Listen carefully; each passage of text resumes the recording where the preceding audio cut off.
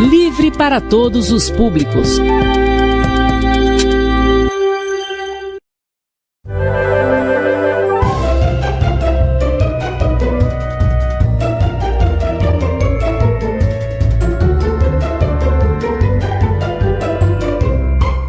Bom dia, boa tarde, boa noite, meu aluno do 6º ano. Você já me conhece, professor Max Emiliano mais uma vez, e hoje vamos iniciar os conteúdos do 2º bimestre, então fica ligadinho na aula que vem a seguir.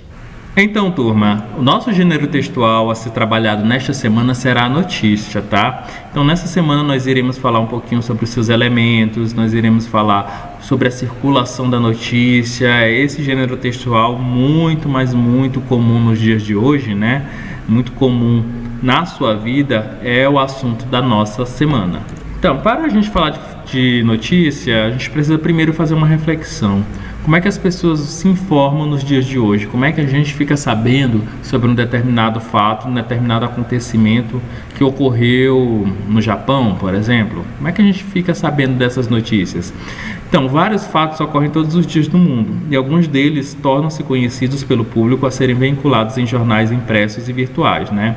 Então, são por meio dos suportes denominados jornais é que nós temos acesso às notícias, que sejam elas se passando aqui na nossa região, na cidade de Rosário, no Maranhão, sejam elas de alcance internacional, como notícias de acontecimentos no Japão, na China, na Coreia, na África.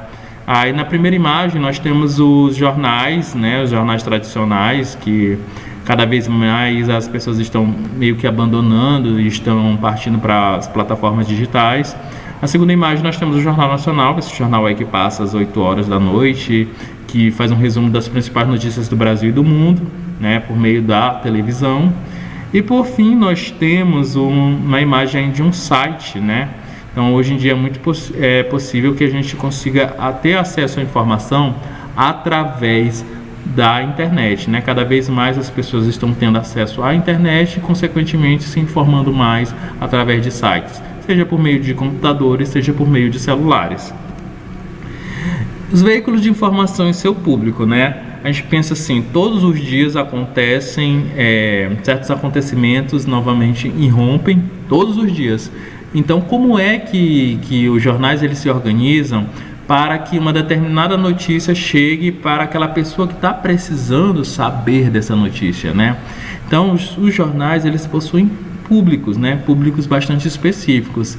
Então, a primeira imagem aí que nós vamos explorar, Jornal da Moda, né? Um jornal aí digital que fala só sobre o assunto moda. Então, todos os assuntos, todos os acontecimentos a respeito de moda no dia, na semana, podem ser encontrados dentro desse jornal.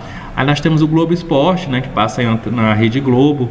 E só temos notícias de esporte aí, né? Seja vôlei, seja basquete, seja futebol. Então aqui o público interessado em esporte pode ligar nesse canal, nesse programa e ter acesso a notícias somente de esportes.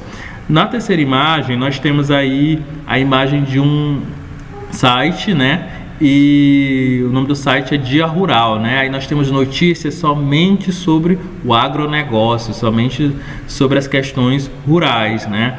Nós temos aí a imagem de uma vaca, nós temos a imagem acredito que de galinhas ali mais embaixo, de tomates. Então todas as notícias, todos os fatos relevantes para o mundo de quem lida com agronegócio, a pessoa que cuida do agronegócio, ela pode se manter informada a partir da leitura dessa página.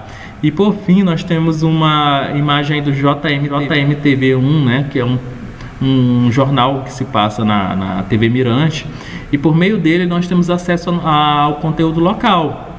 O JMTV, por exemplo, não se interessa em veicular notícias que ocorreram de repente no Pernambuco, no Pará, no Tocantins, a não ser que de alguma forma esteja ligada ao Maranhão. O objetivo desse telejornal é se comunicar com o povo maranhense sobre notícias que ocorreram, né, aqui no nosso estado, aqui na nossa cidade ou em qualquer outra cidade do estado do Maranhão. Então o público dele é o maranhense.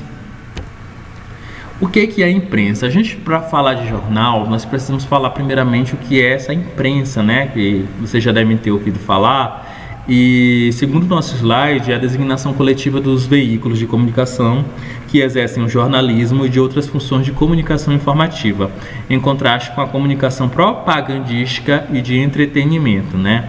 Antigamente não era possível que uma notícia ela tivesse um alcance tão grande, né? Uma determinada notícia, um determinado acontecimento que ocorria num espaço, para chegar em outro local, por exemplo, Portugal, Brasil, demoravam meses e meses para que as pessoas soubessem o que ocorreu em Portugal ou qualquer outro país do mundo. A invenção da imprensa, ela facilitou muito essa questão da divulgação de informações. Por quê? Porque Gutenberg ele inventou essa máquina que era capaz de fazer a prensa de letras no papel, de forma a produção de cartazes, de panfletos, de jornais, de uma forma mais seriada, né? De uma forma que se pudesse fabricar aquela mesma informação no papel diversas vezes. Então Gutenberg que foi o inventor dessa maquininha que deu origem ao que nós temos hoje como imprensa, né? Que vem desse ato de prensar o ferro sobre o papel para que ele forme palavras, e a partir daquelas palavras eu tenho um processo de comunicação. E esse processo de comunicação ele se difere, que é informativo, ele se difere do propagandístico, que é vender um objeto ou vender uma ideia, né? Que a gente ainda vai ver lá em anúncio publicitário, e entretenimento, né? Que são textos voltados para entreter. Então essa função de informação ali ela tem um pontapé muito mais forte com a invenção da imprensa, e até hoje, nos nossos dias atuais, nós temos acesso à informação também de forma escrita ainda. A importância dos textos jornalísticos, né? Os textos jornalísticos eles são indispensáveis para a formação do leitor, uma vez que a nossa sociedade exige que estejamos cada vez mais atualizados à realidade. Além disso, a leitura desses textos propicia a formação de leitores críticos capazes de participarem ativamente como cidadãos do mundo. Hoje, para a gente exprimir uma opinião, a gente exprime uma opinião sobre fatos. E são os jornais, os textos jornalísticos que noticiam esses fatos, que possibilitam que os fatos sejam alcançados por toda uma sociedade. Nós temos aí todos os dias notícias de pessoas que morrem, por exemplo, de coronavírus, né? E esses números eles são noticiados por meio de textos jornalísticos. E esses números, essas informações chegam até nós para que a gente possa fazer uma leitura de mundo. Por isso que é importante que você, enquanto aluno, esteja sempre em contato com textos como esses, textos que estão nos jornais, sejam eles nos meios impressos, sejam eles nos meios digitais. Por quê? Porque para que você crie uma opinião, para que você tome uma visão sobre um determinado acontecimento, você precisa fazer essa leitura. Então, por isso, a importância dos textos jornalísticos, inclusive nos dias de hoje. Então, sabendo disso, o que é essa notícia, né? O que é o gênero textual notícia? É um gênero textual informativo, cujo objetivo principal é divulgar acontecimentos reais e atuais do cotidiano. Trata-se do relato sucinto de um fato, divulgado com o objetivo de atualizar o interlocutor a respeito de um assunto, né? Então a notícia ela sempre vai se reportar a fatos que acabaram de ocorrer, ok? Veja bem, aí eu tenho a notícia, né, do falecimento do Paulo Gustavo, do humorista Paulo Gustavo, que recentemente faleceu de Covid no Rio de Janeiro. Aí eu não sei se vocês estão conseguindo observar no nosso slide, mas essa notícia foi publicada no dia 4 de maio de 2021, ou seja, no mesmo dia da morte dele. Ele faleceu e logo foi noticiado. Essa notícia hoje ela já não tem mais valor, porque é um fato, um acontecimento que já todo mundo teve acesso. Então, se eu for noticiar hoje, talvez você já saiba dessa notícia. Então, a notícia ela tem esse valor ali logo após o fato ter ocorrido. Depois ela passa a não ter mais aquele valor de novidade, né? A imparcialidade na notícia. Para que nós possamos falar sobre a notícia, nós temos que falar de uma dessas características dela, que é a questão da imparcialidade, que hoje é muito, mas muito questionado, sobretudo por algumas pessoas, né? Por alguns estudiosos, que dizem que a notícia às vezes não é imparcial. Então, o gênero notícia ele é marcado pela imparcialidade. Entretanto, muitas vezes é possível identificar opiniões em uma notícia, seja do produtor do texto ou de pessoas, sobretudo pelas escolhas lexicais. O que significa isso? A notícia, em regra geral, ela deve ser imparcial, ela não deve emitir uma opinião de forma alguma.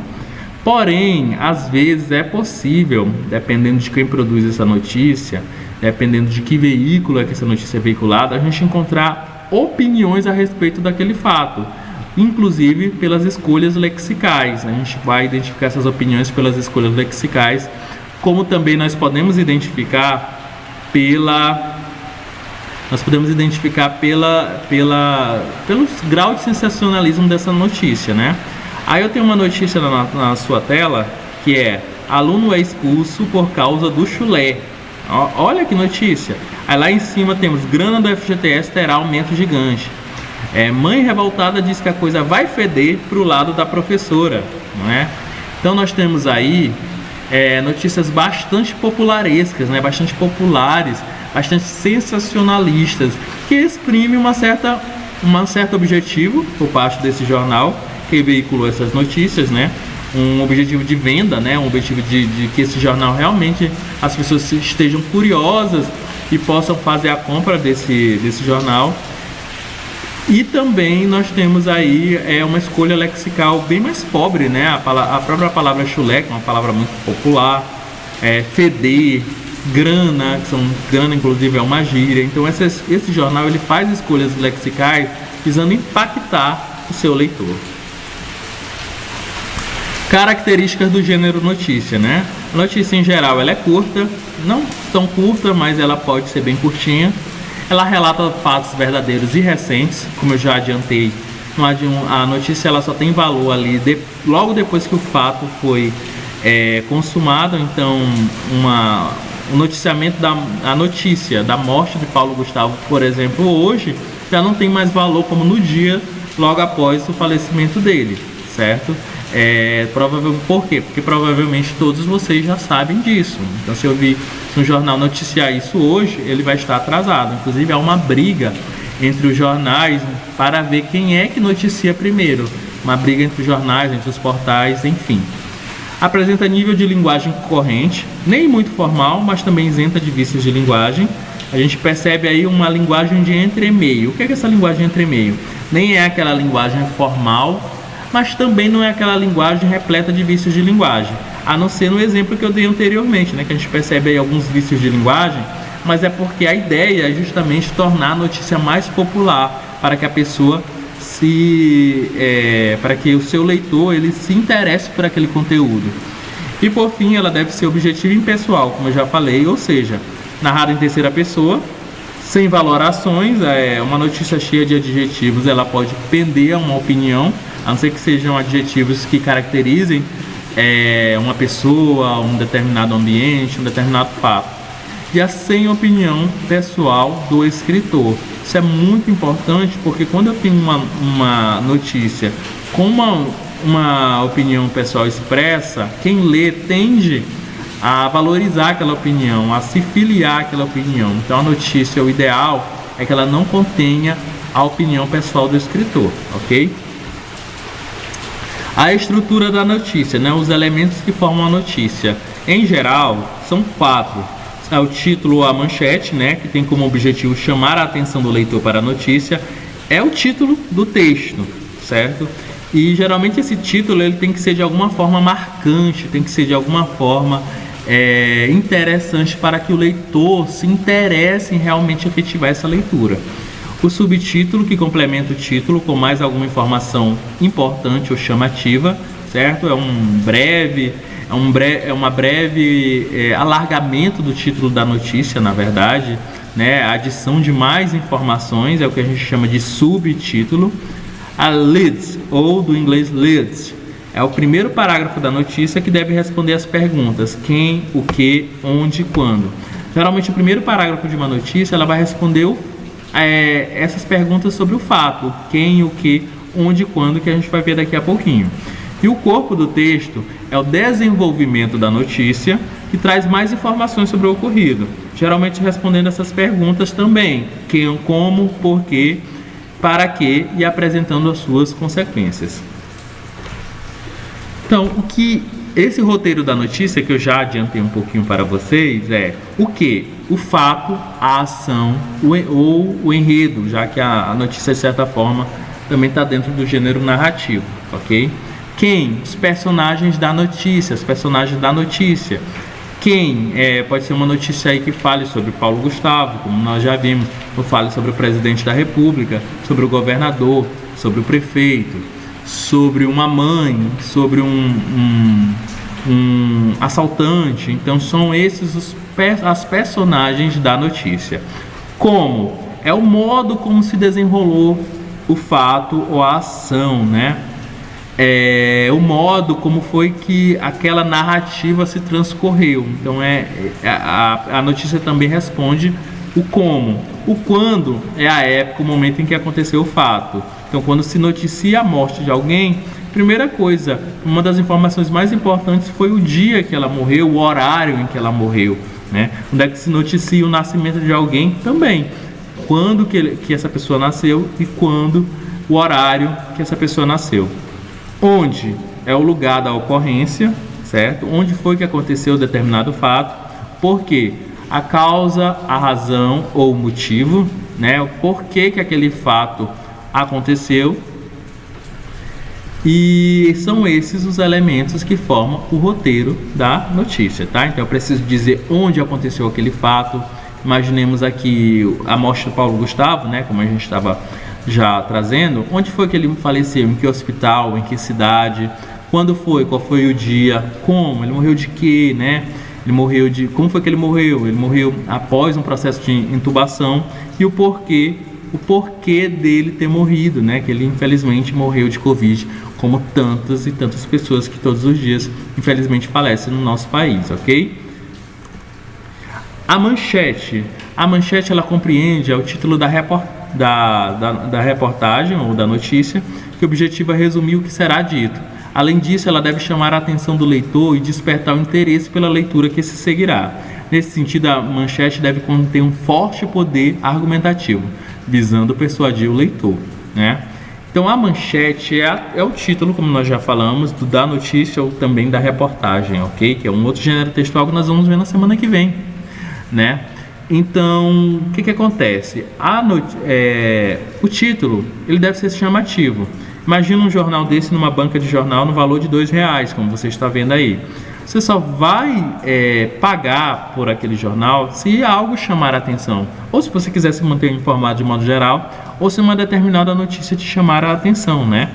Então, observem como é que esse jornal daqui, ele noticiou esse fato. Prefeitura quer saber onde tem buraco, né? Que vai falar sobre uma operação tapa-buraco, e que a prefeitura vai consultar as famílias, os moradores, para saber quais são os lugares, os espaços da cidade que precisam de reparo. Mas observem bem esse título, observem como ele é chamativo, né? Observe como é que ele está aí em destaque, como é que ele está negritado. Então, essa informação ela é muito, mas muito importante para chamar a atenção do leitor que está ali passando. Por isso que é em letras garrafais e por isso que é em negrito, tá? E tem que ser um título assim que realmente atraia a atenção de seus leitores. Leads é a primeira parte da notícia. Logo após a manchete, posta em destaque relativo, fornece ao leitor informações básicas sobre o que vai ser lido. Ele deve ser mais objetivo, utilizar-se de uma linguagem clara e simples. Aí nós temos a manchete dessa notícia: faltou gasolina no bimotor. E essa pequena ampliação aí do título da notícia, né, que traz um pouquinho mais de informações, é o que a gente chama de leads, certo? Que são informações adicionais que ainda não traz a notícia como um todo, mas de alguma forma traz informações ali essenciais, informações básicas para que você compreenda o que vai ser dito. Porque às vezes na manchete não fica muito claro, não fica muito clara a notícia. Vou dar um exemplo para vocês. Aqui, prefeitura quer saber onde tem buraco. Imaginemos que você esteja em São Luís. Aí você vê esse jornal e você logo vai perguntar: mas que prefeitura? É a prefeitura de Ribamar? é a Prefeitura de São Luís, é a Prefeitura de Raposa, o LEAD ele faz essa ampliação, ele geralmente vai dizer qual é a prefeitura que está fazendo essa operação tapa-buracos. A circulação da notícia. A notícia ela circula nos meios impresso e digital hoje, né? Digital aí desde uns 20, 25 anos atrás nós temos aí acesso aos meios digitais, meios digitais de modo geral, a internet, ok? Se bem que a gente sempre teve notícias no rádio, também com a invenção da televisão, a notícia conseguiu chegar nesses espaços, chegar nesses suportes, rádio e TV. Jornais e empresas de comunicação divulgam fatos de interesse coletivo, como aqueles relativos às cidades, ao país ou a outros países, ok? Nesses veículos, as notícias costumam ser organizadas em editoriais ou seções. A gente sabe que todos os dias acontecem muitas coisas, né? Temos muitos acontecimentos todos os dias. O que os jornais fazem? Eles montam seções, cadernos de determinados assuntos. Então, no jornal ele vai montar ali aquela seção só sobre esporte, uma seção ali voltada para falar sobre economia, uma seção voltada para falar de mortes, assassinatos, né, de violência de forma geral. Então, um jornal ele vai montando por assunto, por temática. Então, é isso que é tratar em editoriais ou seções, é tratar por temáticas, ok? E se você abrir um jornal hoje, eu não sei se você conhece um jornal, né, porque vocês já nasceram aí no tempo da informática, então hoje vocês leem notícias no celular. Mas se vocês abrirem um jornal, vocês vão observar essa separação, né, para facilitar a localização de notícias pertinentes para aquele leitor. Por isso que nós temos essa divisão em seções. Aí nós temos uma notícia, né, uma breve notícia, que diz o seguinte: helicóptero despenca e cai na comunidade da Rocinha, no Rio de Janeiro, deixando 6 feridos. Eu vi o exato momento da queda do helicóptero, afirmou uma das moradoras da comunidade da Rocinha, né? A notícia ela relata um fato ocorrido na realidade. O uso de numerais, de indicação de lugares, de declarações de pessoas ligadas ao fato relatado dá maior credibilidade à notícia. As declarações são marcadas por aspas para diferenciar sua fala em relação ao texto principal, né? Então, além de todos aquela estrutura, os elementos que nós vimos, né? Nós temos aí na notícia a presença de numerais, por exemplo, ali deixando 6 feridos. Esse número 6 é classificado dentro de língua portuguesa, dentro de gramática, como um numeral. A declaração de pessoas, quando a moradora fala o seguinte: eu vi o exato momento da queda do helicóptero.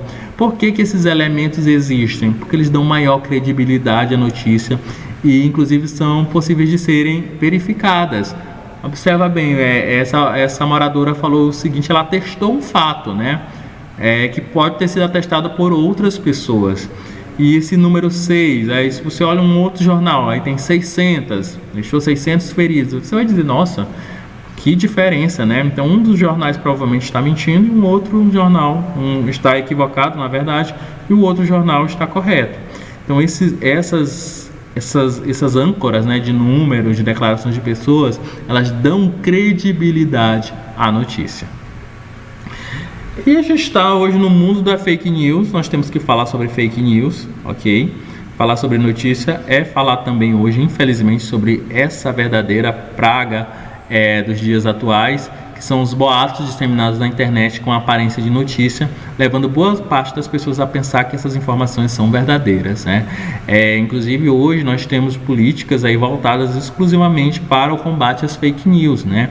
Fake news, como o próprio texto está dizendo, são notícias falsas, são notícias que não são verdadeiras, notícias que não têm valor.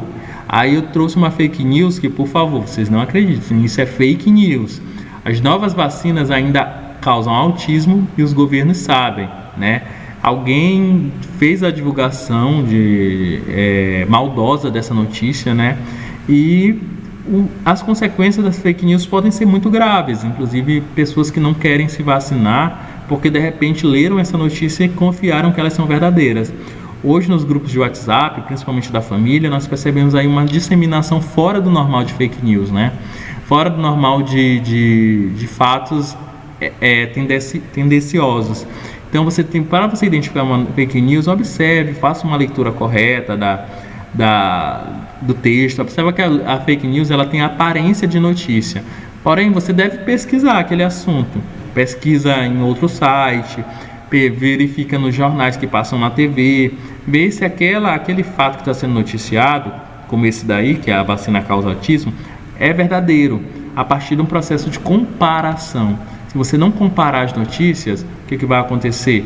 Você vai tender a acreditar na primeira que você vê. E hoje tem muita gente que infelizmente dissemina fake news por meio da internet, e isso é crime, ok? Então, fake news é isso, notícias falsas vinculadas com a aparência de verdadeiras. Então, nossas atividades da semana, nós temos aí o gênero notícia, questão de 1 até a 11, página 34, 35, 36 e 37. Vocês vão fazer essas questões, tá? No próprio livro, e vocês vão mostrar para o professor de vocês, tá certo? Porque nessa semana nós estamos trabalhando com o gênero notícia. Leia a seguinte notícia na nossa atividade e responda aos questionamentos propostos, né? Aí nós temos a nossa manchete, né? Que é caixa eletrônica arrombado. O lead, que é assaltantes renderam vigilante e roubaram banco no campus da UFMG ontem de manhã. E a notícia: um caixa eletrônico foi arrombado ontem dentro da Universidade Federal de Minas Gerais, no campus Pampulha. A Polícia Militar, PM, informou que os suspeitos levaram gavetas com dinheiro, cujo valor não foi revelado. Conforme a polícia, os suspeitos, pelo menos 4, foram até o prédio do curso de odontologia e armados renderam, amarraram e amordaçaram o vigilante Carlos Ferreira Macedo, de 20 anos. Em seguida, utilizando maçaricos, eles arrombaram caixa do Banco Santander. Após a ação, os criminosos fugiram. Até o fechamento desta edição, os assaltantes não haviam sido localizados. No prédio há câmeras de vigilância interna e as filmagens serão analisadas pela polícia. O crime teria ocorrido pela manhã, mas o vigilante só conseguiu se desprender à tarde e acionar a polícia militar. Ele não ficou ferido, ok? Então nós temos aí o gênero notícia, nós temos uma notícia aí que fala de um fato triste, né? Que é o roubo de uma... Aliás, arrombaram e roubaram um caixa de banco e fizeram inclusive uma vítima, né? O vigilante aí da história foi preso, foi amordaçado, deve ter sido humilhado, né? Para poder permitir que esses assaltantes fizessem o roubo. Então vamos lá, respondendo nossas perguntas. A primeira, identifique a manchete na notícia lida. Muito fácil, né? Caixa eletrônico arrombado, ok? Essa é a manchete, é isso que chama a atenção nesse texto, vai chamar a atenção do leitor. Segundo, é correto afirmar que a notícia trata principalmente de quê? Né? Eu já acabei falando desse assunto. Da falta de câmeras na universidade, fala disso, porém não é o assunto principal, né? Não é uma notícia que se ocupa apenas de falar sobre a falta de câmera na universidade e como isso impacta na segurança dos acadêmicos, né? Na segurança dos universitários. Não é isso o objetivo principal. Letra B, do assalto a um estudante de odontologia, né? Não se fala também disso não, que um estudante foi assaltado. Letra C, de um caso de vandalismo na universidade, também não temos nenhum momento em que há essa informação explícita de vandalismo, certo? Não se fala que, na verdade, o que aconteceu foi um assalto, ok? Um assalto ainda pior que uma ação de vandalismo. Letra D, do arrombamento de um caixa eletrônico localizado na universidade. Essa é a resposta correta, certo? É a resposta mais adequada para que nós possamos responder esse questionamento. Letra D. Terceira questão, o que aconteceu com o vigilante segundo a narrativa da notícia, né? Então a gente precisa recuperar pela leitura todos os fatos que ocorreram com o vigilante, né? Inclusive o seu fim, né? Se ele chegou a ser ferido, se ele chegou a ser morto ou não. Então nós temos aí, o vigilante ele foi rendido, foi amarrado, foi amordaçado, mas não ficou ferido. Então são os fatos que aconteceram com esse vigilante. Desde o primeiro momento que ele estava trabalhando, ele foi rendido. Depois ele foi amarrado, foi amordaçado, mas ele não foi ferido. Graças a Deus, não é verdade? Graças a Deus que ele está bem. Quarta questão. Por que no texto a citação do nome do vigilante e da idade dele, né? Então você deve estar se pensando por que ele vai citar o nome desse sujeito. É aquilo que eu já falei. É a questão da credibilidade da notícia e da verificabilidade, né? Aí, se você tiver dúvidas se aquele fato é real, você pode ir lá na UFMG, na universidade, e você pode verificar, perguntar para o vigilante. Você pode verificar, perguntar para o vigilante se realmente aconteceu, ou para os seus colegas, né? Os colegas desse rapaz, o Carlos. E na quinta questão, a imagem a seguir poderia ser associada à notícia em destaque. Por quê? Né? Essa é uma habilidade que vocês têm que aprender a dominar, que é fazer justamente essa leitura do texto e fazer essa leitura associada às imagens, porque a maioria dos textos que nós temos hoje são verbos visuais, temos a presença de imagens, temos a presença do texto. Aí se a notícia não é, vou voltar aqui, caixa eletrônico arrombado, não é verdade? Observem aí. Então, que imagens a gente poderia ter? Aqui na quinta questão nós temos a imagem de um caixa eletrônico que foi arrombado, ok? Sim, a imagem ilustraria a notícia, uma vez que se trata de um caixa eletrônico que foi arrombado, conforme a notícia destaca, né? Poderia também ter sido uma imagem mais geral ali do campus da universidade.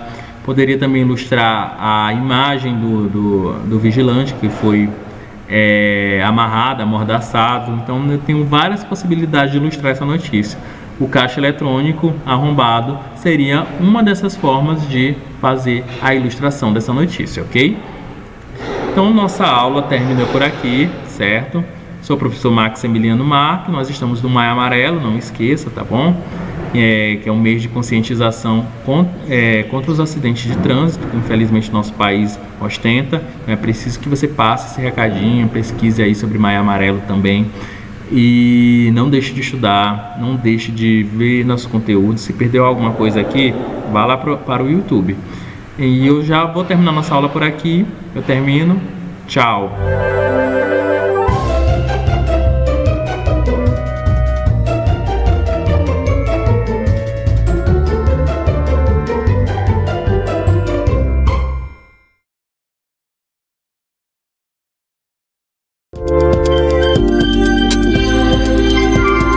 Livre para todos os públicos.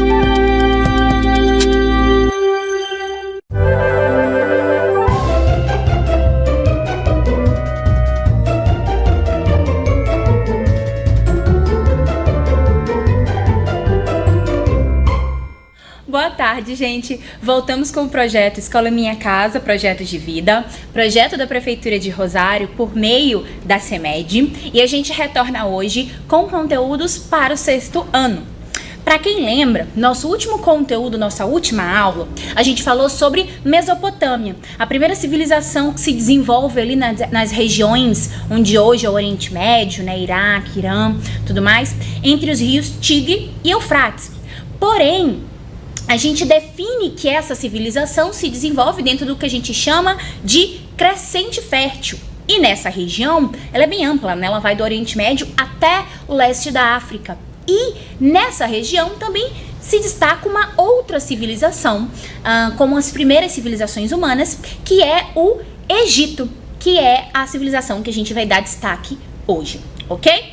Primeira coisa que a gente vai entender é, o Egito, ele é tanto uma agregação das condições naturais do ambiente que ele vai se desenvolver, quanto da capacidade humana que se desenvolve naquela região, né? O rio Nilo, ele possui um regime regular de cheias, ou seja, em certos períodos do ano, ele enchia, ele ultrapassava os limites de suas margens, e em certos períodos ele vazava, né? Ele diminuía. Ele voltava à sua altura normal.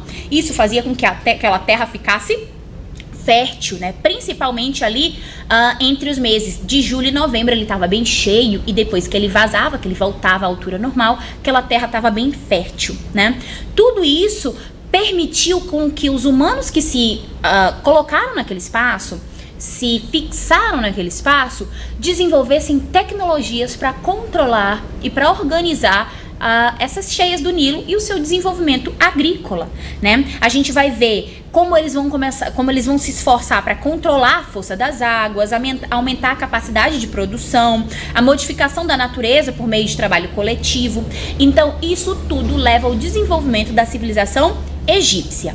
Para a gente se localizar, gente, o Egito fica aí bem nessa partezinha azul aí onde vocês veem no mapa. Essa é a região bem demarcadinha onde é o país Egito hoje. Porém, ali naquela região também foi onde que se desenvolve a civilização egípcia, especificamente às margens do que a gente chamou de Rio Nilo. O Egito, ele situa-se no nordeste do continente africano, limitando-se ao norte com o mar Mediterrâneo, ao sul com o país atualmente chamado de Sudão, ao oeste com a Líbia e ao leste com o que a gente chamava de Mar Vermelho. A gente também destaca ali no nordeste a região de Israel, né? Essa localização em torno do Rio Nilo nos permitiu chamá-lo de dádiva, né? O Egito é considerado uma dádiva do Nilo. Professora, o que é dádiva? Dádiva, gente, é presente, né? O Nilo é um dos mais extensos rios do mundo. Ele nasce no coração da África e ele percorre 6.700 quilômetros e desemboca, né? Ele derrama, ele termina no mar Mediterrâneo. Por que a gente destaca isso? Porque o Rio Nilo, como a gente falou, tem períodos de cheia e ele fornece fertilidade para aquele solo, tanto facilitando o acesso à água daquela população, quanto o acesso a uma agricultura e um solo fértil. Aquele rio, ele é tão importante para a população egípcia que os egípcios consideravam o próprio Nilo um deus, que eles chamavam de Ap, né? A partir disso, a gente vai destacar alguns tópicos sobre o Rio Nilo. Primeiro, o rio ele era utilizado como via de transporte, principalmente através de barcos, né? Tanto de mercadorias quanto de pessoas. As águas do Rio Nilo também eram utilizadas para beber, pescar e fertilizar as margens na época de cheias, favorecendo, obviamente, a agricultura. A cheia anual do Rio Nilo, ela era provocada pelo seu principal afluente, que era o que eles chamavam de Nilo Azul, que vinha das montanhas da Etiópia, trazendo uma grande quantidade de águas de chuva, porque na região das montanhas, muito do gelo de topo das montanhas derretia e funcionavam como uma água extra para encher o rio, né? Com a chegada das águas ao vale do Rio Nilo, especificamente o Vale Egípcio, o rio subia cerca de 16 metros e provocava muitas cheias. O primeiro dia de cheia era considerado o primeiro dia do ano egípcio, e os egípcios construíam canais de irrigação que levavam a água para as regiões mais distantes do rio, barragens para barrar a circulação de água para certas regiões e grandes reservatórios para, no período que o rio não tivesse tão cheio, eles também tivessem água o suficiente para irrigar regiões mais distantes do vale. Tudo isso influenciava diretamente a economia egípcia. A economia egípcia, como a gente pode pressupor, era uma economia agrária. Eles investiam, por exemplo, na plantação de grãos, como cevada, trigo, legumes, árvores frutíferas, linho, que era um tipo de planta utilizada para a produção de fibra, né? E o papiro, que era uma planta que nascia nas margens do rio, que era utilizada para a produção do que a gente entende hoje como papel. Porém, naquela época, recebia o próprio nome de papiro. Além da agricultura, eles também criavam animais, daí a pecuária. Eles investiam na criação de porcos, cabras, bois, asnos, aves e cavalos. E lembrando que boa parte dessas criações também tinha uma conexão com os deuses. A gente vai ver que os deuses egípcios têm conexão com certos animais. E a gente vai falar disso mais pra frente. Também praticavam comércio de mercadorias e artesanato. O Estado, ele era considerado proprietário dos meios de produção. Por quê? Porque ele era dono da terra. A gente vai entender, gente, que da mesma forma lá na Mesopotâmia, que o rei, né, ele era considerado representante de Deus ou dos deuses, aqui no Egito, o faraó, que é o rei, ele é considerado o próprio Deus. E daí porque ele é considerado dono da terra. E é ele o responsável pela distribuição da terra, né? Os excedentes que eram recolhidos na agricultura, ou seja, tudo que não seria consumido de imediato, eles poderiam depositar em armazéns que eram guardados pelo Estado. Por quê? porque o Egito passava por períodos de seca. Então eles poderiam guardar para distribuir quando necessário, né? E distribuir de forma mais igualitária. A maior parte do povo egípcio vivia num regime do que a gente chama de servidão coletiva. Eles eram obrigados a sustentar o faraó e a elite dominante, pagando tributos em forma de bens ou de trabalho. Ou seja, eles poderiam pagar com produção ou com serviço.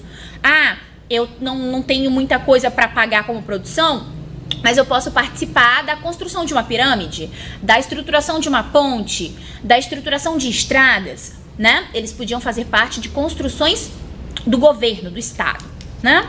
A sociedade egípcia, ela não tinha mobilidade. Você nascia num grupo social, de forma geral, você se mantinha naquele grupo social. Porém, você poderia enriquecer se fosse um comerciante, né? Primeiro, no topo dessa pirâmide social, a gente já citou o grande cara, né, dessa sociedade, que era o faraó. O faraó, ele concentra todos os poderes, tanto administrativos, quanto militares, quanto religiosos. Depois vem os nobres. Entre os nobres, em sua maioria, eram administradores das províncias ou comandantes de exército. Eles estavam em cargos de administração ou militares. O terceiro grupo, vamos dizer assim, era um grupo extremamente privilegiado, que eram os escribas, né? Os escribas eram funcionários da administração do Estado, só que eles tinham uma habilidade especial. Eles sabiam escrever, eles tinham domínio sobre a escrita. Professora, mas todo mundo não sabia ler e escrever? Não, gente. Isso era um privilégio. Saber escrever e saber ler era extremamente privilegiado. Por isso que os escribas tinham esses privilégios de não fazer trabalho braçal, de estar sempre ligado a um trabalho mais burocrático, né? Depois a gente destaca os artesãos, os felás e os escravos. Os artesãos podiam ser qualquer tipo de artesão, ferreiro, ourives, barbeiro, tecelão, né? Qualquer pessoa que fizesse trabalhos manuais, né? Depois vinham os felás, que eram os camponeses, e o terceiro, os escravos, que em geral eram prisioneiros de guerra, ok?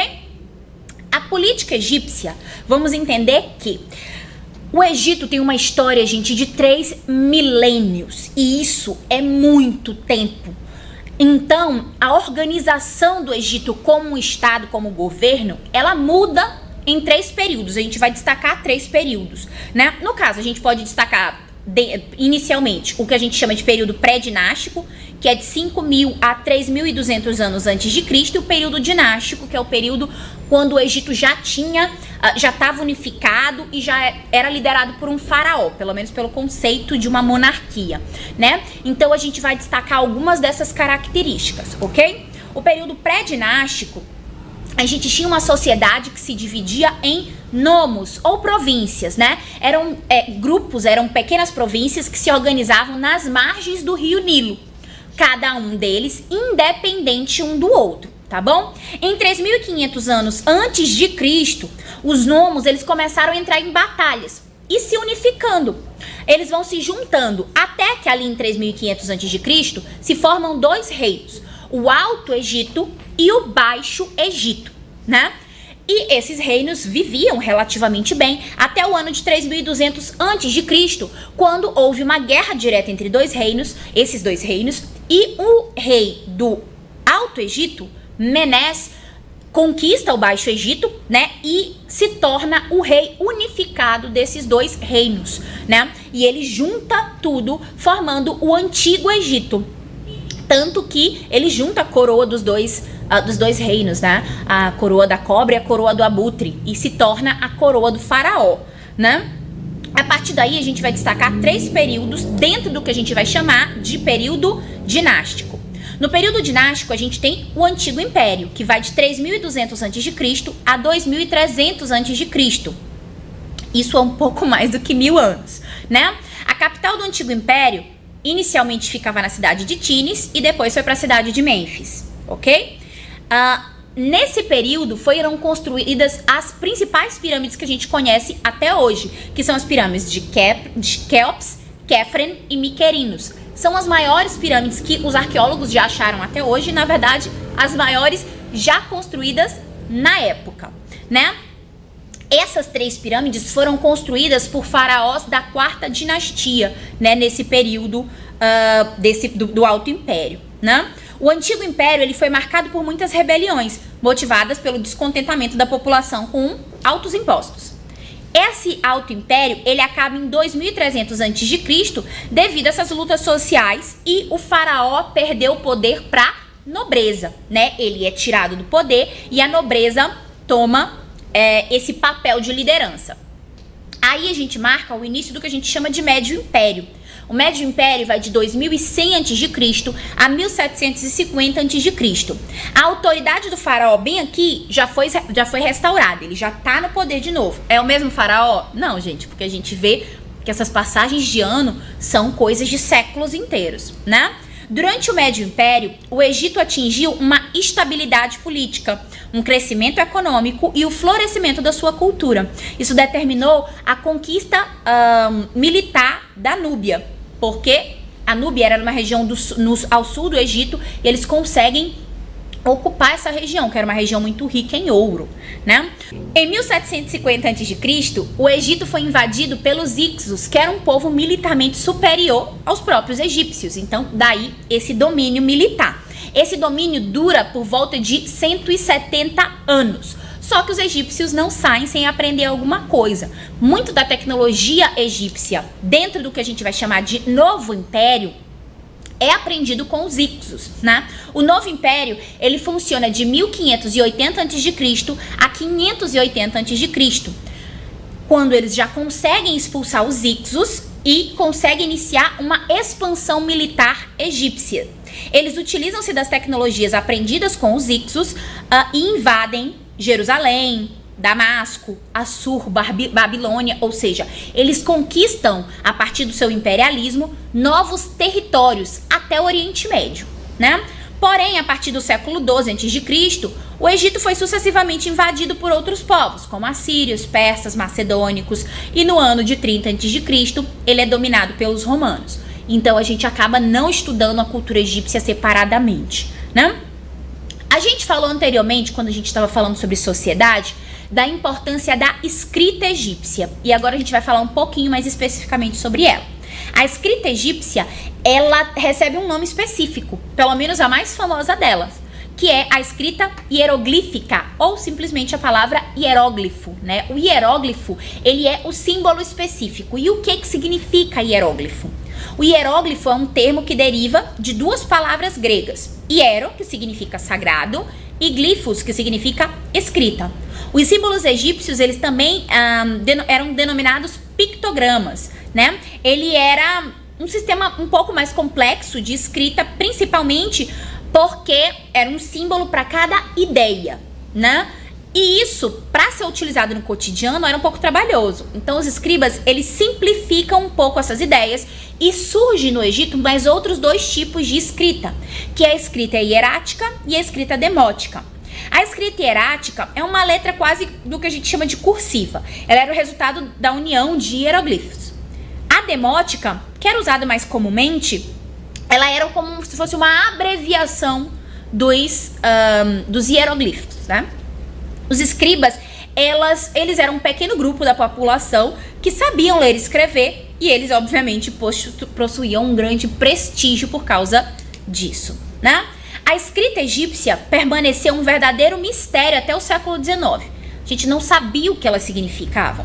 Até o francês Jean-François Champollion, em 1821, ele iniciou um estudo intensivo sobre uma pedra chamada Pedra de Roseta, que levaria ao descobrimento da escrita egípcia. Essa pedra de Roseta, ela é um bloco encontrado no Forte de Roseta, no Egito, e ele foi levado para a França por Napoleão Bonaparte, quando ele conquista essa região. Por que a pedra de Roseta é tão importante? Nessa pedra existe o mesmo texto escrito em grego, em latim e em letras hieroglíficas, né? Em pictogramas e hieroglifos. Ou seja, eles conseguiram traduzir fazendo um paralelo entre os textos. A escrita se destaca muito dentro da cultura egípcia, só que o que muito nos fascina é muito da sua ciência e da sua religião. Então a gente vai dar alguns destaques também para essa estrutura egípcia. Os egípcios, eles alcançaram diversos progressos científicos, tendo em vista que eles colocavam muitos conceitos práticos de forma mais concreta, né? A química, por exemplo, a própria palavra química vem de chemi, né, no egípcio, que era a manipulação de substâncias como arsênio, cobre, petróleo, sal e outras substâncias que surgiram no Egito. A matemática que eles desenvolveram. Lembra que a gente falou que eles tinham que construir barragens, eles construíam pirâmides. Então eles tinham que desenvolver cálculos para fazer certas construções. A matemática se desenvolve de forma significativa. E outra coisa que a gente vai destacar é a própria astronomia. Os egípcios, para plantar e para colher, eles tinham que organizar calendários. E para se organizar calendários, eles têm que estudar os astros, daí a astronomia, né? Os astros orientavam a navegação e a agricultura no Egito, por isso foram feitos mapas dos céus, né? A arte egípcia estava voltada para a glorificação dos deuses e do faraó. Ela se caracterizava pelo que a gente chama de lei da frontalidade, ou seja, as figuras em geral que estavam desenhadas estavam de perfil, só que os olhos estavam constantemente de frente. Vocês viam o rosto do desenho de lado, mas os olhos, os dois colocados como se estivessem vendo a imagem de frente, né? O corpo também estava de frente, só que as pernas e os pés também estavam de perfil. Os egípcios acreditavam que a vida continuava após a morte e o morto reviveria tudo aquilo que fosse pintado no túmulo. Então, quando a gente fala sobre reviver, a gente vai falar mais pra frente, quando a gente vai falar sobre religião, tá bom? A religião no Egito Antigo. A religião influenciou os diversos setores da vida política, social e cultural do Egito. A religião, primeiro, ela era politeísta, ou seja, os egípcios acreditavam em vários deuses. Segundo, a religião era antropozoomórfica. Professora, o que significa essa palavra? Antropo significa homem, zoo significa animal, mórfico significa forma, ou seja, a forma dos deuses, ela era em geral uma estrutura meio homem, meio animal, né? Era um corpo humano com a cabeça de algum animal, ou até mesmo todo corpo de animal, né? Os deuses, eles poderiam ser representados nesses diferentes formatos, né? Alguns deuses, eles representavam forças da natureza. Eles acreditavam na imortalidade da alma e no juízo final, e no retorno da alma para o corpo que anteriormente habitava. Por esse motivo, eles construíam pirâmides, mastabas e hipogeios. Professor, eu sei o que é pirâmide, mas o que é mastaba e hipogeu? Pelos estudos, gente, mastaba e hipogeu são também túmulos que eram construídos para os grandes nobres e faraós, só que em formatos diferentes. As mastabas, elas eram como uma pirâmide sem topo. E os hipogeus eram túmulos mais subterrâneos, né, mais escavados em algum espaço, normalmente montanhas, né, que é o que a gente chama hoje no Egito de Vale dos Reis. A gente vai destacar aqui alguns deuses egípcios, ok? Primeiro que a gente vai destacar é Hatum, ou só Ra. O principal deus egípcio. Ra é o responsável pela criação do mundo e representa o sol. Ele é descrito de diversas formas, desde a face de uma ave de rapina até como um escaravelho, que é um tipo de besouro. Os egípcios acreditavam que seu rei, o faraó, era a encarnação do próprio Ra. Depois vem Set, ou Sekhmet. O deus do caos, ele é o responsável pelas guerras e pela escuridão.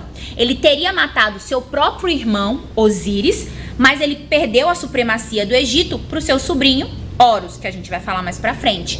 Ele tem a forma de um porco formigueiro, que é um animal bem raro na África. Depois a gente destaca Ísis. Ísis, ela é dona de poderes mágicos, protetora e piedosa. Ela é irmã e esposa de Osíris. Ela era muito popular, né? O rio Nilo nasceu das lágrimas de Ísis quando ela estava chorando por seu irmão esposo Osíris, né? Na cultura egípcia não existe uma ideia de incesto, de casar irmão com irmão. Era até incentivado. Por quê? Lembra que a gente disse que a gente acredita que o faraó, ele é a encarnação do deus Ra? Pois bem, se acredita-se que o sangue daquela família é divino, qual a melhor forma de manter aquele sangue divino do que se casar dentro da própria família? Então, não era incomum o faraó se casar com suas irmãs, né? Normalmente uma irmã só, né? Depois a gente cita Osíris. Osíris, ele é descendente direto de Ra, o criador de tudo, né? Ele é o deus da criação. Osíris é o filho mais velho do casal Geb e Nud. Ele, no caso, seria o céu e a terra, né? Ele reinou sobre a terra como o primeiro faraó do Egito, e isso até ele ser assassinado pelo seu irmão Set, e a partir daí, Osíris virou o deus supremo e o juiz do mundo dos mortos. O que acontece? Osíris também ele é a primeira múmia. Em que sentido? A gente vai ver mais pra frente que Osíris, depois que ele é assassinado, o corpo dele é recolhido e constrói-se a primeira múmia com ele, né? Depois a gente cita Nephthys. Nephthys foi a irmã esposa de Set, mas ela também teve um caso com Osíris, né? Após a morte de Osíris, ela se separa de Set e se junta à irmã dela, que é a irmã esposa de Osíris, Ísis, em luto.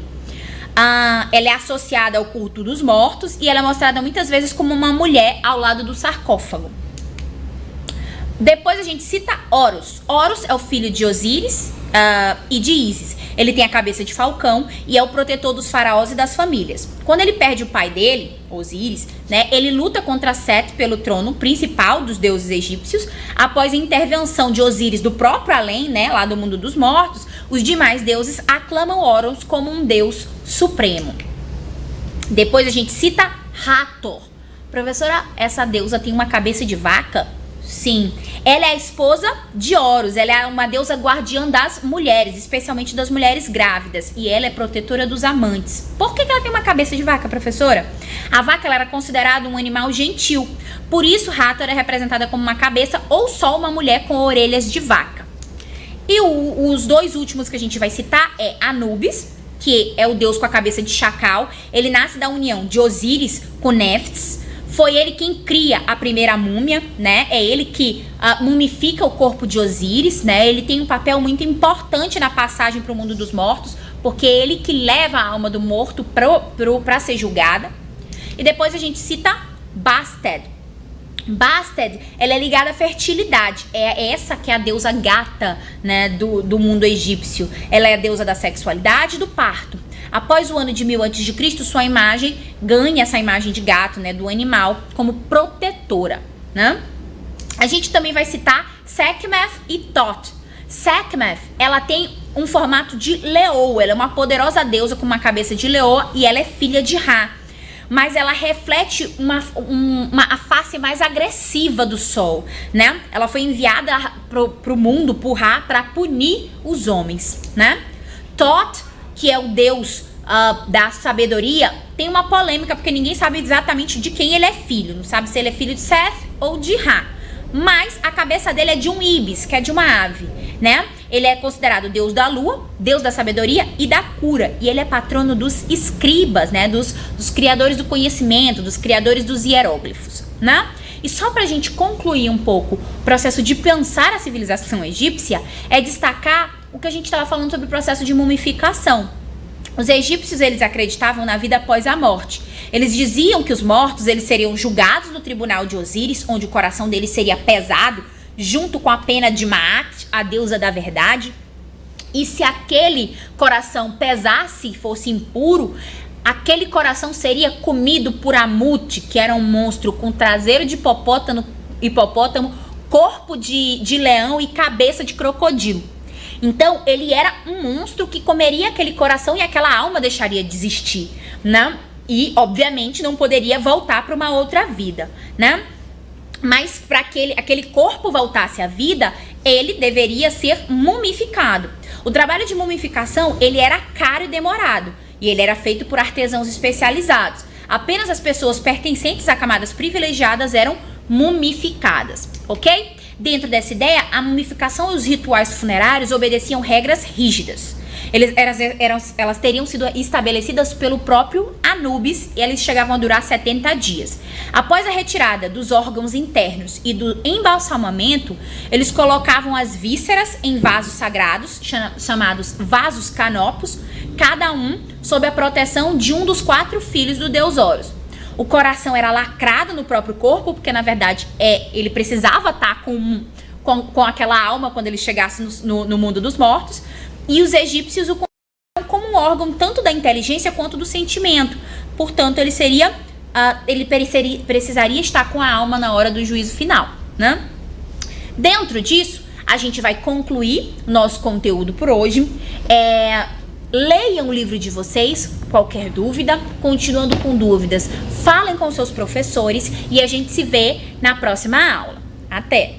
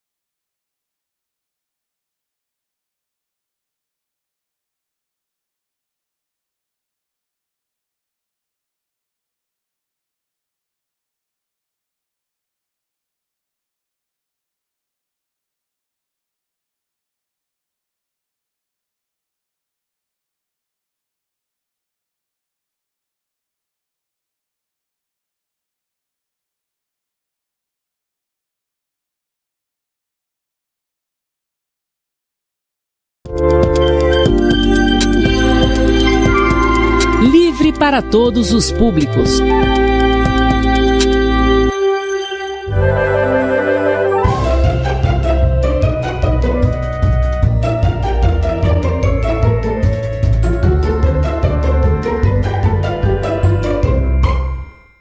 Boa tarde, turma. Estamos aqui de volta. Tiveram aí uma semana de folga da minha presença, não é verdade? Devido aos feriados, nós acabamos por não gravar a aula semana passada, tá certo? Então, por isso que vocês tiveram talvez aí reprises das aulas anteriores. Mas foi bom que revisou, não é isso? Nunca uma revisão, ela é tempo perdido. Sempre vai trazer um conhecimento que naquele momento você pode não ter percebido, tá certo? Então, hoje nós vamos aqui iniciar nossa aula de número 11.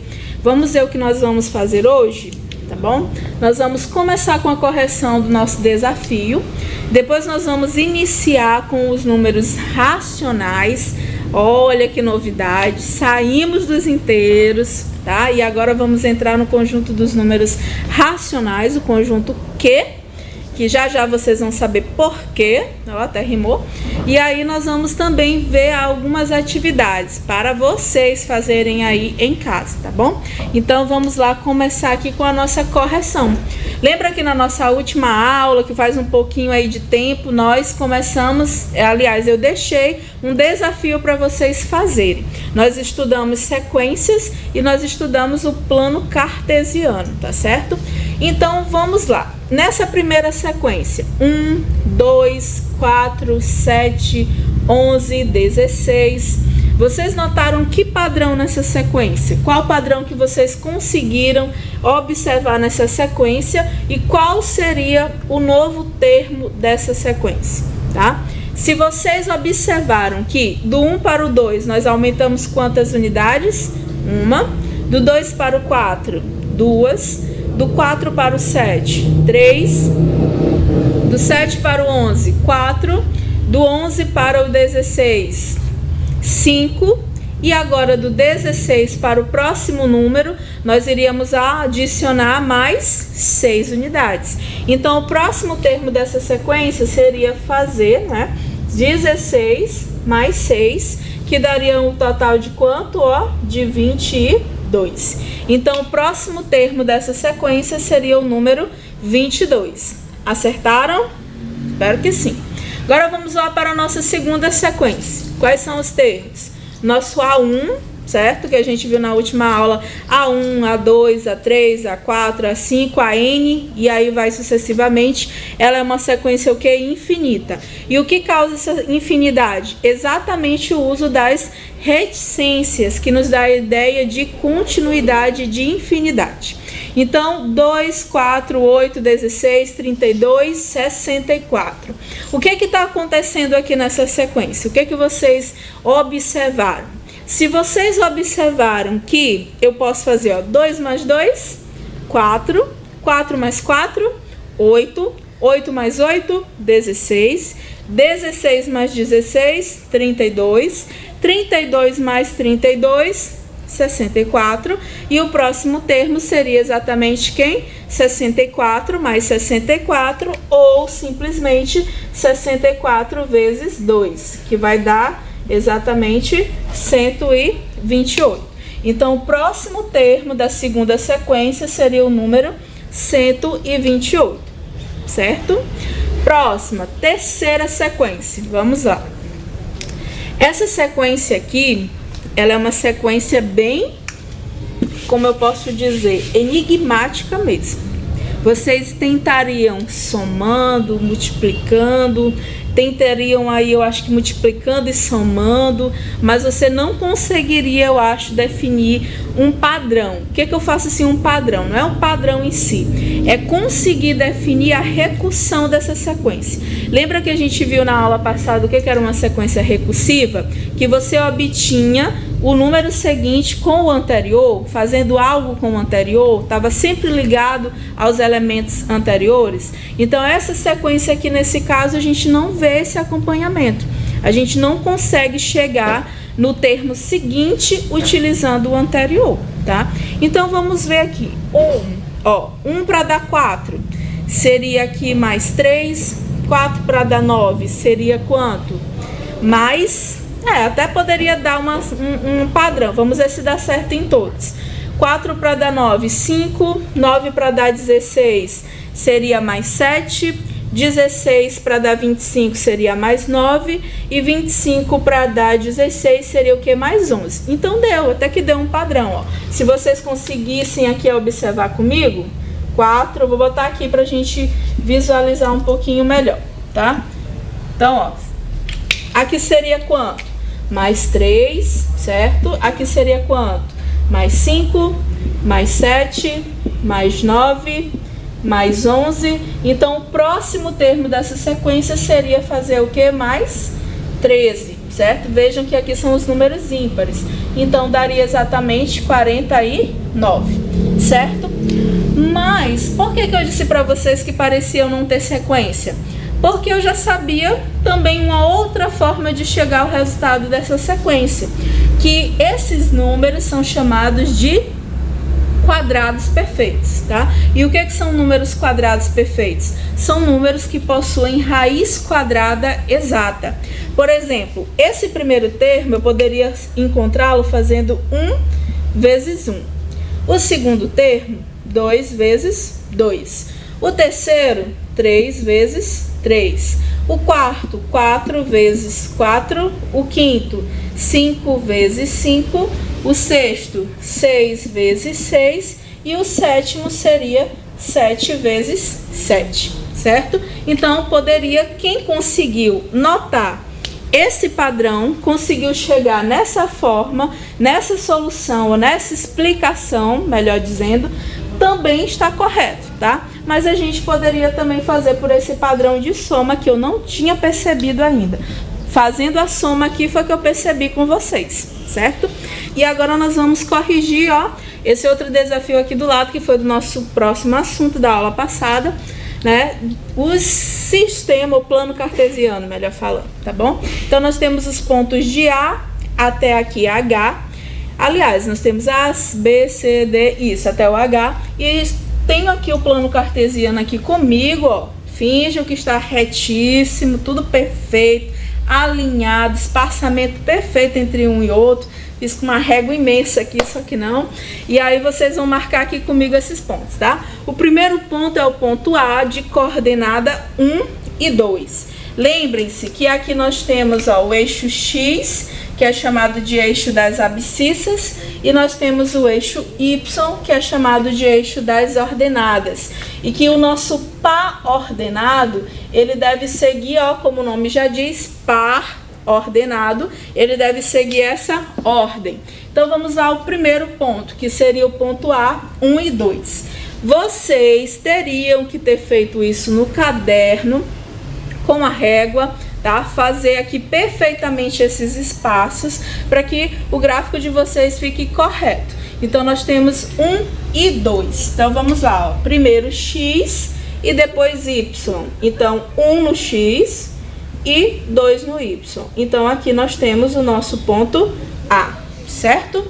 Próximo, o ponto B, que seria 5 e 5.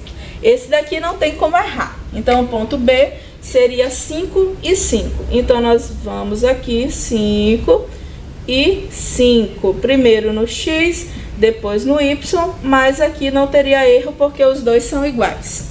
Ponto C, nosso ponto C é menos 9 e menos 2. Então, vamos para cá, ó. Primeiro no X, menos 9, e depois menos 2 no Y. Então, vamos pegar aqui do menos 9, até aqui o menos 2. Vamos ver a coordenação motora aqui agora. Pronto. Esse daqui é o ponto Q, ponto C. Pronto. Próximo. Ponto D seria 9 e menos 12. Então, vamos lá. 9 positivo, X primeiro, e menos 12 no Y. Então, 9 e menos 12. Pronto. Com a régua fica bem mais fácil, né? Então, 9 menos 12, que é o ponto D. Certo. Próximo ponto E, que vai ser menos 3 e menos 8. Então, vamos lá, o ponto E, ó, menos 3 primeiro aqui no X, menos 3 e menos 8. Então, menos 8 bem aqui, pronto, é o ponto E, certo? Próximo, ponto F. Ponto F seria menos 12 e menos 8. Então, eu vou puxar aqui na direção do menos 8 logo, ó, até o menos 12. Primeiro X, menos 12, certo? E aqui nós temos o Y, que seria o menos 8. Então, nós temos aqui o ponto F. Gente, mentalizem comigo que tá tudo perfeito, tudo reto, tá bom? Próximo, ponto G, 11 e menos 2. Então, bora lá. 11 primeiro no X, 11 e menos 2. Então, menos 2. Pronto, então nós temos aqui o ponto G, isso, pronto. Próximo, o ponto H e último, 6 e menos 9. Então, tá aqui o ponto 6, primeiro no X, e menos 9 no Y. Então, menos 9, pronto, ponto H, certo? E aí, acertaram? Ficou tudo certinho aí, igual de vocês? Ou vocês nem fizeram? Não acredito, não me deixem triste, tá? tá? Então, façam o plano cartesiano, quem não fez, faz agora. E lembrem-se que a ordem é importante, tá? Aqui no plano cartesiano, 1 e 2 é totalmente diferente de 2 e 1, tá bom? A ordem aqui é importante. Primeiro o x, depois o y. Então, olha onde ficaria 1 e 2, ó. 1 e 2 está aqui. O 2 e 1 já ficaria aqui, ó, 2 e 1. Então, vejam que os pontos, a localização deles no plano cartesiano é diferente. Então, cada ponto, cada par ordenado, ele é importante a sua ordem, certo? Então, aí a gente fechou essa unidade, fechou esse assunto com os números inteiros também.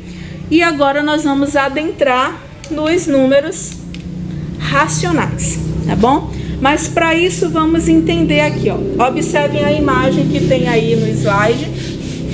E eu quero que vocês prestem atenção nos números. Vejam os números que apresentam ou que são apresentados nessas informações.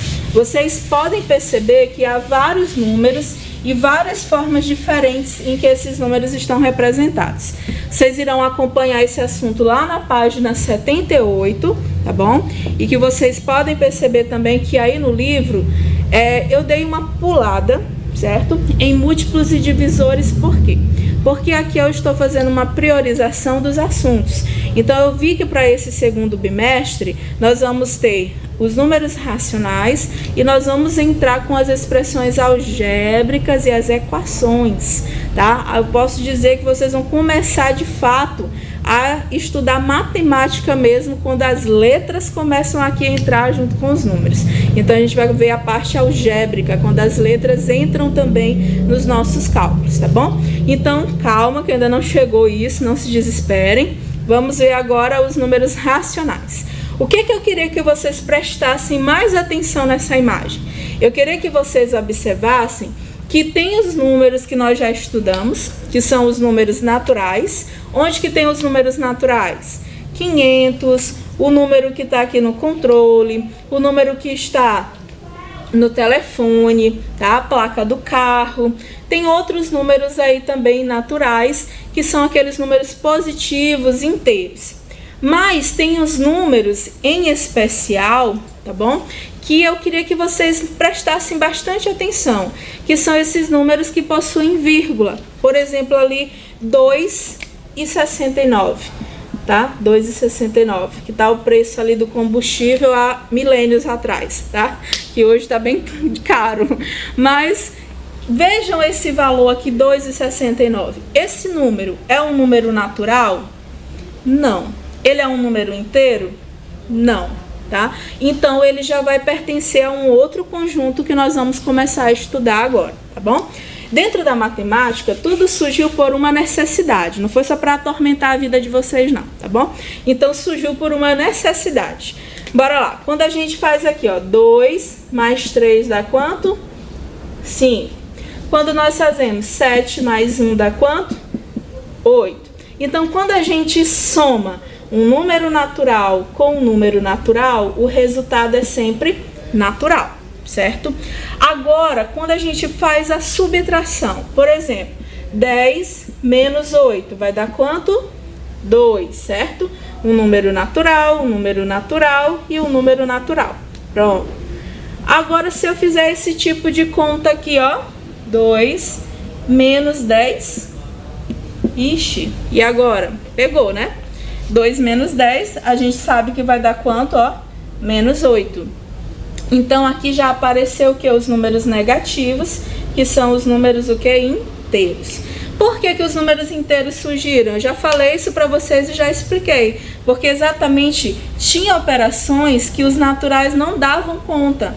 Não tinha como eu subtrair e encontrar esse resultado se não existissem números negativos, tá bom? Então, os números negativos surgiram para expressar situações do dia a dia em que os naturais, eles também não tinham mais condições de fazer essa representação.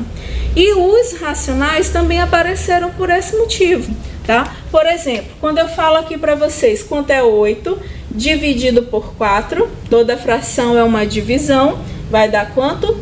2. Olha, 2 é um número o quê, ó? Natural. Agora, quando eu pego, por exemplo, 3 e divido por 5. Se você fizer isso na calculadora, vai dar quanto, ó? 0,6.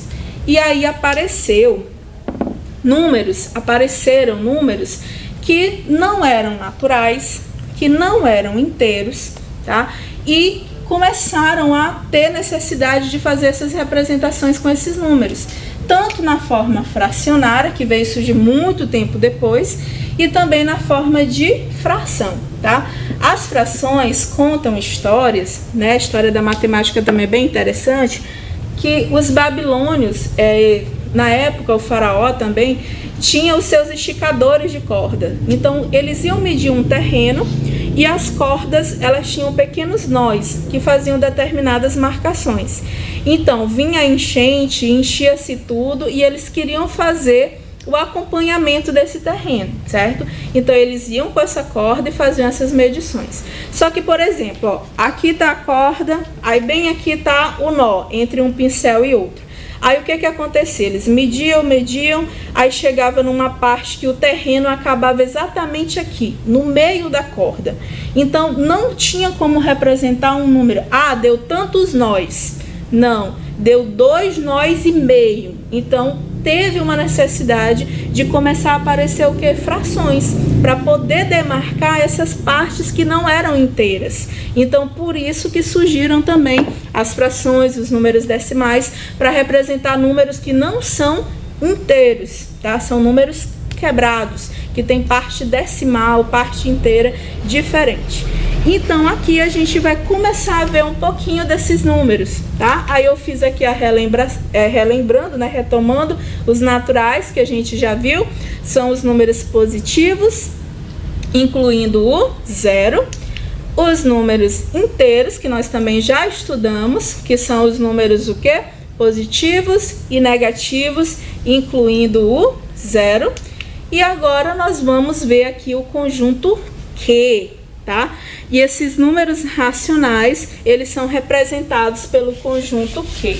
Agora, Q por quê? E agora?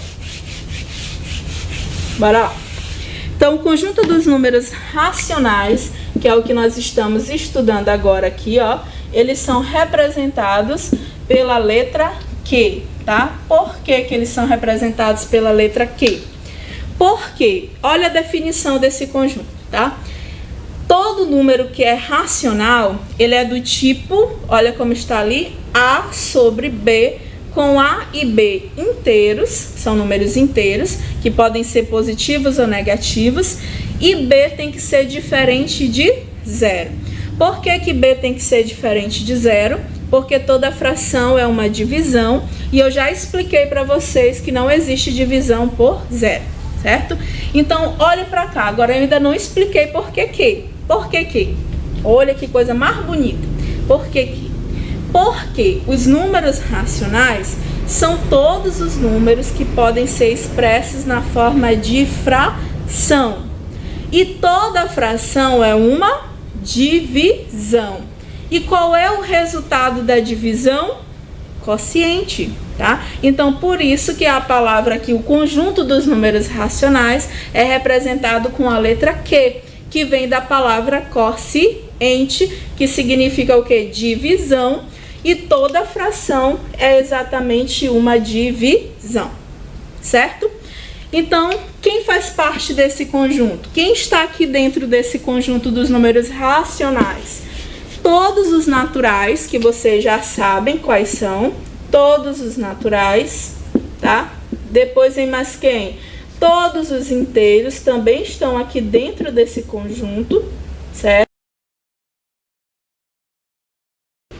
Nós vamos ter os decimais, nós vamos ter as dízimas periódicas, nós vamos ter os decimais exatos e infinitos, como os dízimas periódicas, como eu já falei. As próprias frações, elas são racionais, então vai ter todos esses números aqui dentro desse conjunto, tá? Olha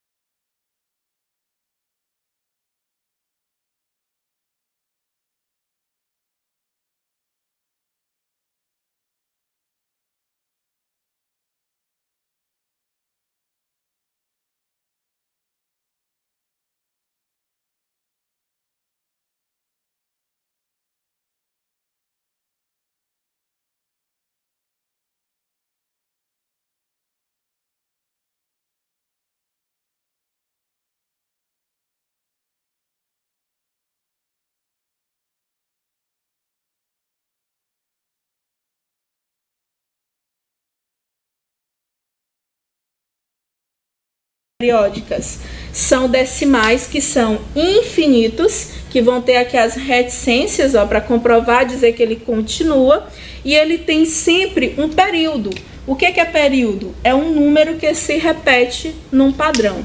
Então, por exemplo, aqui, 7,12, 12, 12, tá? Então, eu sei que isso daqui é o que? É uma dízima periódica. Quem é o período dessa dízima? O 12, tá bom? É o número que está se repetindo. Pode acontecer também assim, ter um número antes do que se repete, tá? Que ele é chamado aqui, esse número, o 5, antes do que se repete, que é o 21, ele é chamado de anteperíodo. E o período é o número que se repete. Mas isso não vem ao caso. O que vocês precisam saber por agora? Que todos os naturais, eles são racionais, todos os inteiros são racionais, e além disso, todos os decimais, frações, bora lá, frações, frações, tá? E todas as dízimas periódicas, elas vão estar aqui também dentro dos números racionais. Por quê? Porque nós podemos colocar todos esses números, todos eles, na forma de fração. E isso daí vai ser assunto para as próximas aulas. Como que a gente coloca um natural na forma de fração? Como que nós pegamos um decimal e colocamos na forma de fração? Como que nós vamos somar, subtrair, multiplicar números racionais, tá? Então, esses daí são os assuntos das nossas próximas aulas, tá certo? A gente vai ver algumas relações também importantes que vocês têm aí no slide, a questão de pertence, não pertence, e de está contido e não está contido, tá? Mas nós vamos ver também na próxima aula, tá? A nossa atividade também na próxima aula, tanto próxima aula, né? Mas eu vou deixar vocês assim só com essa a nível de curiosidade, para que vocês leiam aí no livro, para que vocês deem uma olhada no conjunto Q dos racionais. Por que é a letra Q? Porque vem de quociente, porque vem da forma de fração, e toda fração é uma divisão. Se eu pergunto assim para vocês, o número 2, ele é um número o quê? Natural, inteiro e racional. O número menos 10, ele é um número o quê? Inteiro e racional. E o número 2/5 é um número o quê? Apenas, até o momento, racional, tá bom? Então, nós vamos fazer outras colocações desse tipo na nossa próxima aula. Então, beijos e até a próxima.